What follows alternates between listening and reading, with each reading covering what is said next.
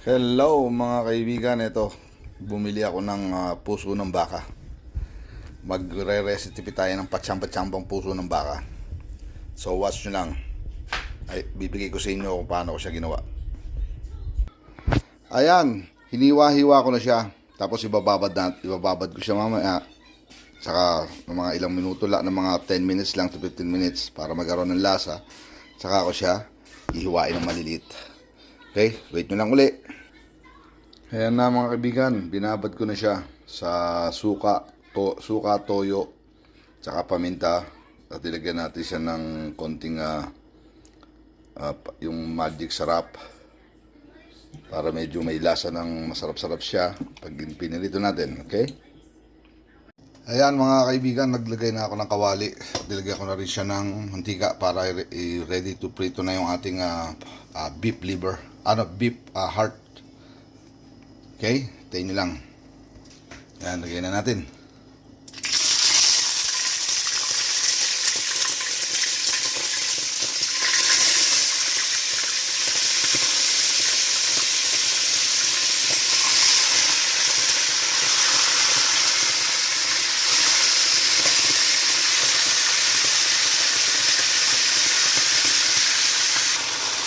Ayan ang ating beef heart mga kaibigan. Yan, maya-maya ay ating babalik pa rin para pantayan luto. Every 2 minutes, baligtad natin siya. Yan, ibaligtad na natin mga kaibigan.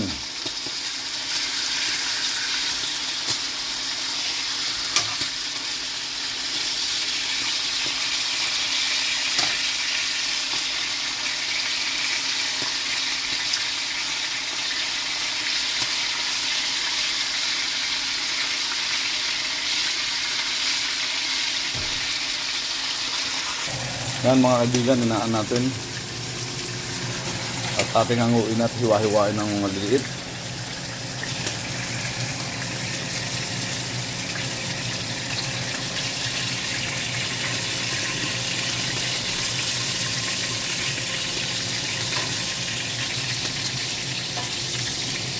Yan, at ating hiwain.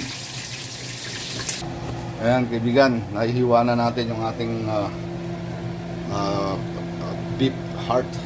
Hiwari na tayo sibuyas, kamatis. Igigisa ngayon natin itong sibuyas, kamatis natin.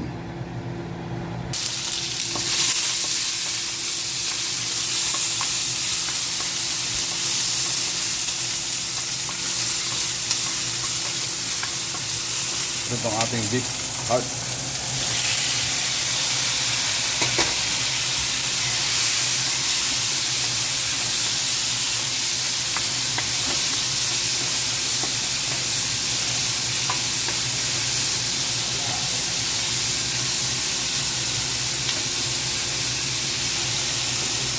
At yung ating pinagbabaran, huwag natin kalimutan halo. Yan.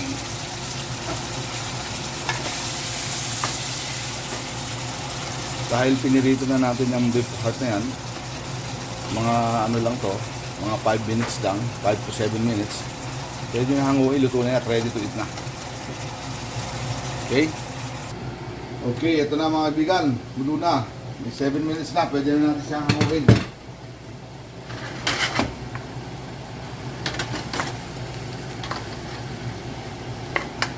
Diba? Ayan na siya.